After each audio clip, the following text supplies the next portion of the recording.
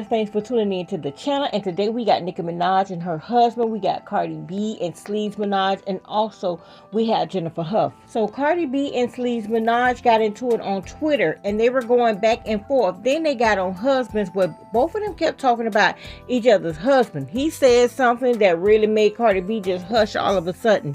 He stated that Offset slept with Saweetie. This is nothing new. This is something that has been said before in the past. It's just coming around again. And so Cardi B was like, you're lying. You're making this up. And Sleeze Maraj is like, yeah, right. You got quiet when I told the truth or said this. So, you know. Is there some truth to it? I don't know.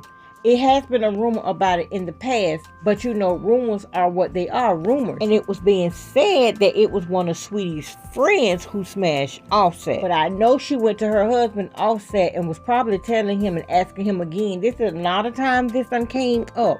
Is there some truth to it? Let me know now. So we'll just have to see, people. And so now it's being said that Nicki Minaj and her husband, Kenneth Petty, has been vindicated because Jennifer Hough is now have a recording out that states that she did want to recant her story, and she tried to tell them, and she even wrote a letter to the DEA office like they told her to, but nobody wanted to listen. If I made a statement or didn't make a statement, that is the reason why I stood up in court and I said, when a judge asks, like, yo, does anybody have anything to say before he is sentenced? I stood up and I said, Your Honor, I'm the person who pressed the charges. I would like to drop the charges. I made a huge mistake. Wow. This was like, I'm in court in front of his family, in front of friends, in front of everybody, like, whatever. And they was like, take it to the DA, and nobody wanted to hear shit. Because he probably didn't have a paid lawyer at that time. You know it's statute of limitation. It is no so. Statute of limitation on perjury. Yeah. Professional or like a lawyer or something, Uh-huh. you need to tell what to write. But did they offer, did they say if you recant your story, you're going to go to jail? No. When you wrote the letter, all right, when you wrote the letter and gave it to the DA, what did they say? I wrote the lady who raised me, she was much older. And to prevent fear from that house, I was forced to go to the courthouse on his court date. I wasn't supposed to be there. They had me hiding on the steps.